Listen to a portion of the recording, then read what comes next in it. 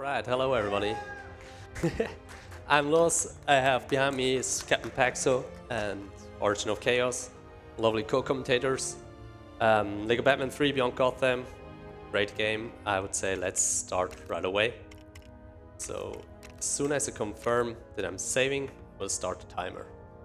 So let's get ready in 3, 2, 1, go. Good luck. Let's Good go. luck. Thank you. So, as you heard, I'm gonna be playing Lego Batman 3, any percent standard or original. What this means is I will be playing with all the cutscenes. We have a category without the cutscenes. It's really short, but for a marathon setting, it's like really worth it. Showcasing the cutscene. I mean, first of all, it's Lego cutscenes. They're always great. Second of all, like really a lot's going to happen really quickly, and those cutscenes allow us actually to explain what we are going to do and explain why we are doing stuff, because trust me, there's gonna be stuff where you think, why am I doing it, or why is he doing this? You'll see, we'll explain it to you. Yeah, I think this has been the shortest Lego game when you skip cutscenes. It's been the shortest Lego game since we found out about the code to skip cutscenes. This game is just crazily broken. You can beat it quicker than Super Mario Bros. 1. Yeah. I think world record's 4 minutes 33 at the moment. Yeah, for 3 by the hamster, my PB without the cutscene is 4:38. So quite quick if you do everything optimally and skip all the cutscenes. You can see it's like a longer estimate here. Once it's because of the cutscene, of course. The other thing is like a lot can go wrong, and you can lose like a lot quite fast. Yeah, we already passed the first like intro cutscene. First cutscene 2 minutes 15 seconds long. After this short cutscene, I will be starting playing the first level, Pursuers in the Sewers, and I'll let my commentators explain what I'm doing there. So to begin, he'll just leave Batman. At the start, he'll complete the first room with Robin. He'll do a pretty tight jump around collision. And then some parkour. You'll also see him do some boosts. He'll just fly off into a certain direction. That's when he's on a slope, and then he punches and just flies off. So don't startle if he's just somewhere else suddenly. But here's the first jump. It's quite hard, but very nice. Great Got start. the first time. That's actually a pretty like you have a 3 to 4 frame window to actually make this jump. Let's see if we can get. And Zip this is and the And first let's boost go. as well. Great start. And you'll try to skip the trains with the second boost. Let's go. Nice. So yeah, this skips a lot. Like the whole gimmick about the Lego Batman games are like all the different suits and abilities you can have with Robin and Batman. We're skipping the first one. Like you're supposed to grab like the hazmat suit and also the sensor suit for Batman. We're skipping both of them, but luckily the game just automatically gives them to us once we're actually finished with this room. So this room went really well, really quickly. And so there's a short camera pan, and then I'm already done with the first room of the first level. So like I said, this run goes by really quickly. Yeah, I think that does the level a disservice a bit. That's a very difficult level to actually get done. That was very clean to. Yeah, it's way more get through it difficult like than Lost made it seem. Yeah, absolutely. I played this game too much. Yeah, I mean, I know in the practice room earlier we had a go at it, and we were taking about 5 minutes to get through that room alone, without watching the cutscene as well. So, Buzz is pretty good at this game. So for the next room, you'll see Lost play with 2 characters at the same time. This is called 1P2C, 1 player, 2 controllers. But he'll be using 1 controller, 1 keyboard. This is allowed in all LEGO games. It's quite unique to LEGO games, I think, and very challenging. Yeah. Luckily in this game, the 1P2C is not as difficult, mainly because it's like super short. But if you watch like some Lego speedruns before, you can see certain games are basically played co-op just by 1 player, controls 2 controllers or control a keyboard like I'm doing. Yeah, and 1P2C has kind of defined a lot of LEGO games kind of in the last couple of years. Kind of bringing them in has opened the door for a whole range of new tech and strats, which has really broken a lot of games wide open. Not so much in this game, but when... Well, no. The 1P2C is like 100% needed for this game to be that broken. yeah. Yeah, it's... You're gonna see that later. Here you see the suits he skipped in the first room. They gave him to him in this room, and Yeah, it's like... he'll use them to beat Killer Cock. Yeah, the game thinks like, yeah, you definitely have to have collected all those suits, right? To actually get to this point, so they just are unlocked by default at this point. And like this whole fight is basically an auto-scroller. There's like certain cycles, but if you're like decently fast, you always get the same cycles. So pretty chill. Yeah. That's already the first level down. And that boss fight's also the only time we actually use the suits for what they're intended to be used in this run. Spoiler alert, we're going to break the game a lot more with suits, especially towards the end. But yeah, first level done. So after this cutscene plays, we then get a status screen, and then Loz is going to close and reopen the game.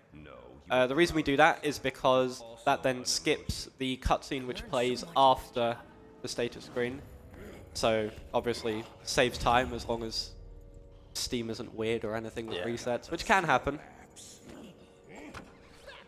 Even if I get a really slow restart, it's still going to be faster than actually watching the cutscene. I think the cutscene is like over 2 minutes long that we skip, so it's definitely worth it, like even on bad PC. So yeah, I'm running this with VSync off, so I have my FPS uncapped. Like the zips you saw me doing, like the boosts, those are FPS related. The higher the FPS, the faster you go. And you're also going to see a strat or a glitch I'm going to use in the final level, which also is FPS related, but you can like finish or play this game with like 75 FPS and do every single skip, so it's like not that demanding. So as soon as I see the game being saved, I'm gonna exit out.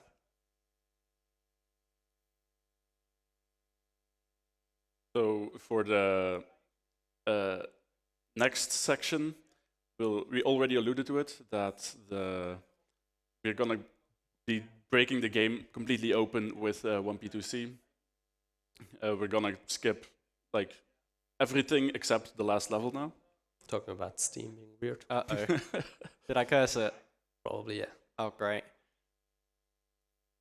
Preparing to launch. The slow restart, but Stop. Firm. Okay, now it's working. It's still gonna be faster than watching the cutscene, trust me. Okay. Right, there we go. Yeah. So once we get back into the game and kind of get back to where we would be spawned after the cutscene that we would have watched, we're then going to do... Uh-oh. That's fine. Okay, now the game is windowed. It's normally not the case. Okay, it's normal. There we go, okay. Yeah, we're then going to do some tech known as actor unloading, which was found relatively recently. It's probably the newest tech to be found. I would say so, yeah. But basically what's going to happen is you're going to move player 2 to a certain position away from player 1 and put player 1 near a door that you can't normally go through. You're then going to open the map function with player 2. We're going to see it here, and then close the map function quickly, but that unloads the door for player 1 so player 1 can walk through the door. And we're going to see that here, opens the map and goes through the door, and you can see player 1 is in a completely different room on the left. Batman should not be able to get here. You normally have to play at least one more level, I think even more. You have to play a lot more levels to actually go back to the Batcave. How this actually works is, like after each level there's like a short hub section with a puzzle to do, and they just reuse like the actual hub word, but to prevent you doing what I just did, they just make sure, we just close the door, and we don't let you through, like you don't open the door if you're close to them, but by actually unloading the door, we can actually go behind it and activate the transition there, so we can actually like load. Oh, nice boost. That was nice. Load the legs part. So all this was because of the big skip, which is going straight behind this bookcase. And you might be wondering why I'm doing this. This is because back there, or behind the bookcase, the bonus level are stored. So the bonus level normally unlocks once you've beaten the entire game or beaten every single level. We can glitch ourselves behind that, and the game's going to get so confused that we are already in the bonus level, and basically the same principle as with the suits going to happen. The game assumes if you're in the bonus level, we have to have beaten the entire game already. So the entire game just unlocks everything for us, every single level is now unlocked, and it can go straight to the final level from now on. As this is any percent, the goal is to finish the last level in story. So after we start this bonus level, immediately quit out and enter the last level. Now we skipped the whole game. Yeah, this skips multiple hours actually, if you don't do this skip. And I just went straight to the last level now, so it's just last level. So great game, you play the first level, play the last level, you don't play anything in between. Super game if you just want to run something but don't want to get spoiled for the story. Yeah, no matter how many any percent runs I watch, I have no idea what's going on in the plot at all. Welcome to my fortress of solitude. But we got a cutscene here and then a supposed boss fight. But as you can probably figure out with the way this game goes, that's not going to happen. Instead, we're going to hit what's known as a out-of-bounds door or a dev door. Basically, a door left in by the developer. Basically as a fail-safe for the level, but also as a win condition. So that the characters are able to progress once the section is complete. These are usually stored out of bounds, however we can use glitches to be able to access them early. They're very small kind of windows, so we had to I think we used Cheat Engine to find them out. Mm-hmm. Yeah, we were looking at Lava Fang 407 myself. We were looking at the code for this game and we figured out that there were certain doors that actually finished the level for you. We knew about some of them just from like being out of bounds and hitting them in other games, and we're like, yeah, that's like only in this game, and then we actually figured out they're in every single Lego game basically.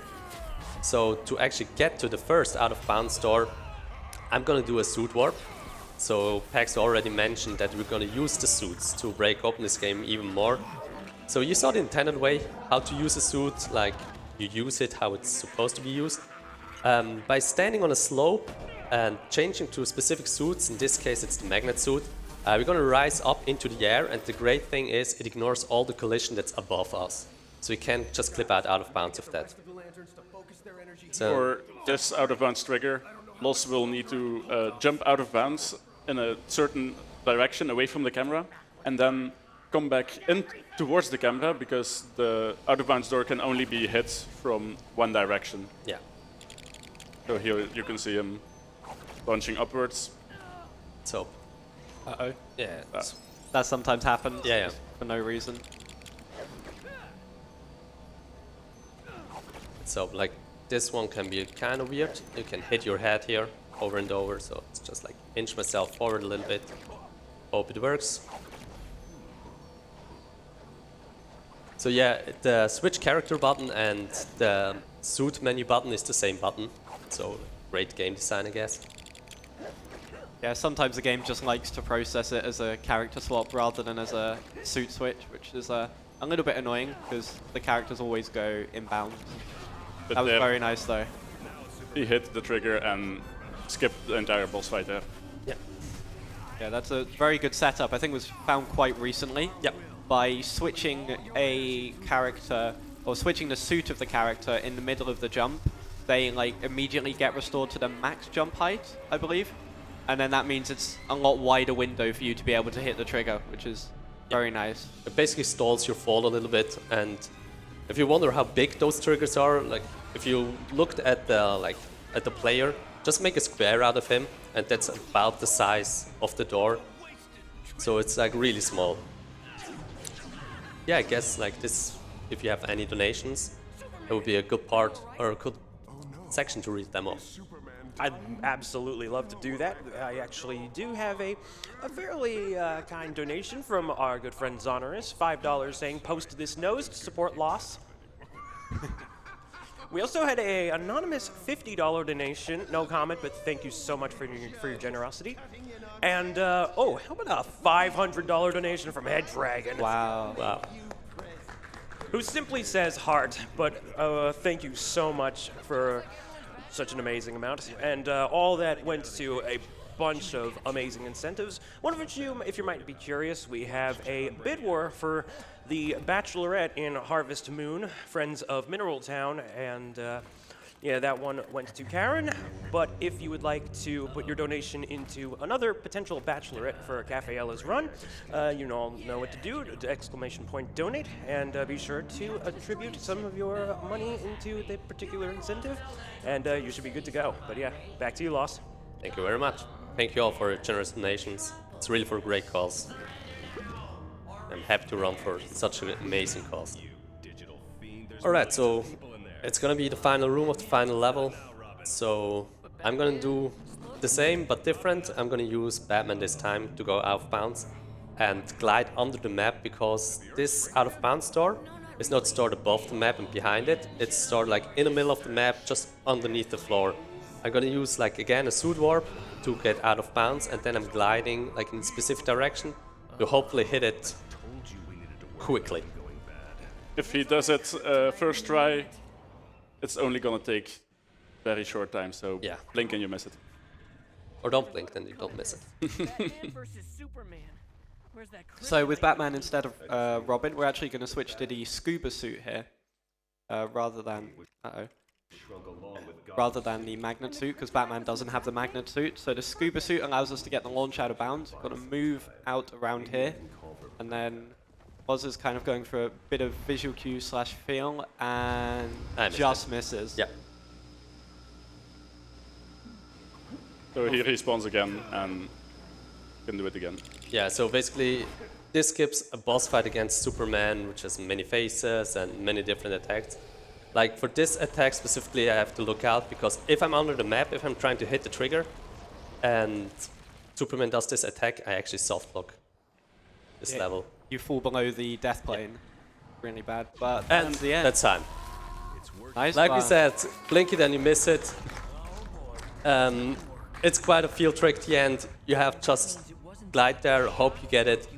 Once you're like committed to going there, you have to go for it, and hopefully you get it. But yeah, thank you ESA for having me, showcasing this amazing game. Like, it's like such an honor. Like, I really love this game. I think it's an amazing game, super cool run, super easy to pick up, and just like do one attempt after each other. It's like amazing.